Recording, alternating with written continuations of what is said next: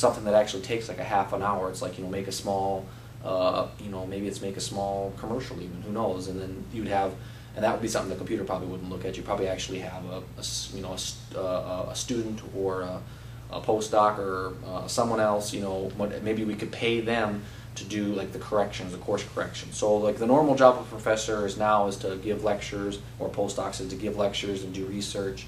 Well, maybe in the future it would be less of the giving lectures, more of the tutoring, for specific issues or popped questions, maybe answering some of the questions the students might have, like, via chat rooms or via, maybe like a YouTube thing, not a YouTube, but or like a video thing, so the student could ask a question on the video, and then that would go into a queue, and it could be answered by the postdocs and or the professors and stuff like that, and they would get paid to do that. Maybe they could even get paid, by the question. Maybe not.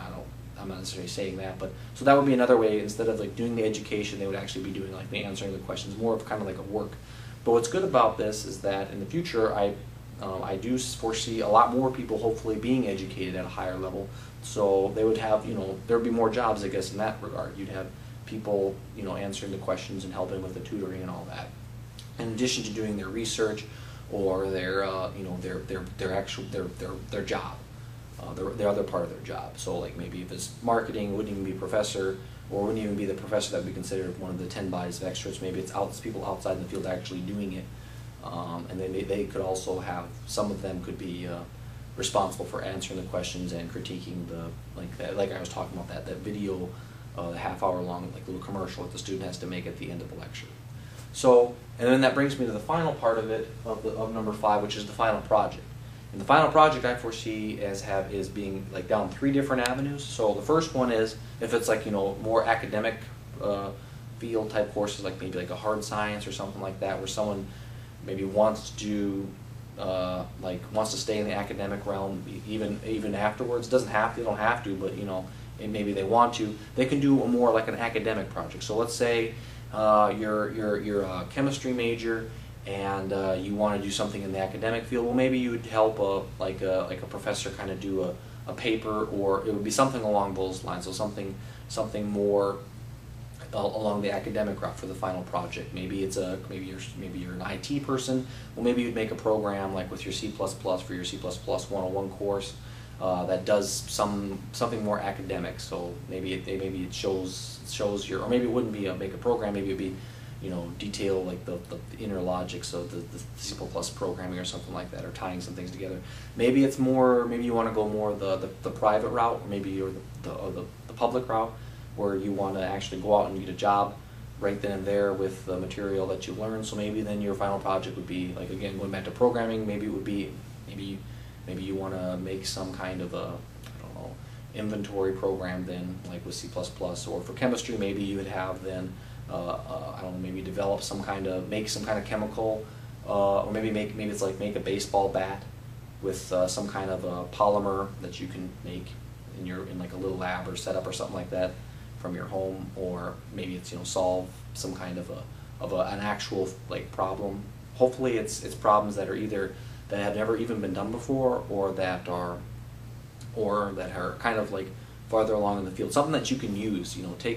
The project should be something that you can use, something that you can actually take away and say, either as a takeaway and use it as a future reference tool, because while it was actually kind of complicated and difficult, and I was able to get it done, or you can use it. You can even use it directly in your operations. Again, going back to the chemistry, and you made your own baseball bat material, so that you can make baseball bats out of some kind of material that hits the ball hard. I don't know, whatever. So those are the first 2 routes, and then the third one was more.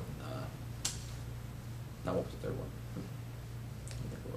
Well, that's fine for now. So you could either have maybe a more academic route or a private route, maybe, or the third one maybe is more like a creative route, or more of a just educating for the sake of education route. So it could just be maybe some kind of I guess going back to maybe chemistry, maybe it would be make something that's useful just for you.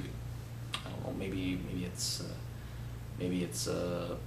Maybe figuring out some stuff to make a better cake or something like that. Maybe like the mixture. What's the exact mixture of baking soda versus baking powder? I don't know. That's probably not a very good example, but anyway, so you could have maybe like a couple of different routes for those final projects. But those are kind of the thinkings that I'm having for what the final project should be like for the course. And every course should have a final project. And again, it should be something that you can actually take away, something you can use, something that's useful, something that shows not only to yourself but to everyone else that you gained something useful out of the course. Not to show that you gained, but actually, you did. Whatever the takeaway is in itself something very valuable. So I guess what are the benefits is the next thing I'm going to go into. Now we're done with the changes. So what are the benefits to this new system over our current system? So first off, what I'm thinking in the future is what we could do with this is we could stipulate exactly like what are the needs for a job. So let's say your job is going back to that quality control thing. Maybe you're IBM, right?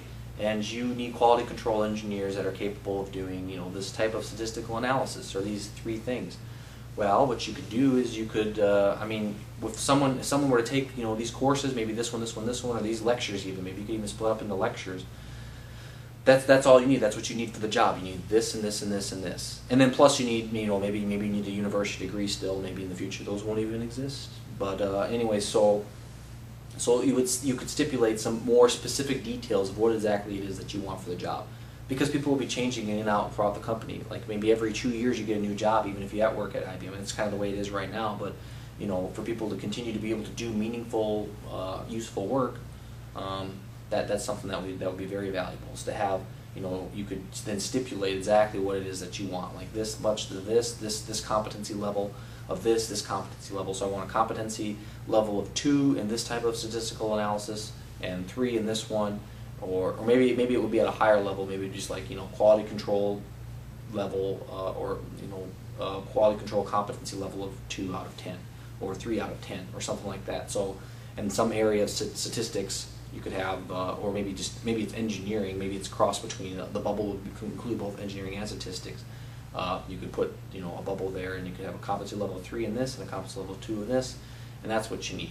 Something along those lines. What basically you could then do is it's a more refined, more exactable way to determine, to educate your workforce. Maybe you'd have a worker who's even had that course before and has and is a mechanical engineer, but you need that quality control person. Well, then you could just have him take this course, or maybe even these lectures, and he would be fine to do that job.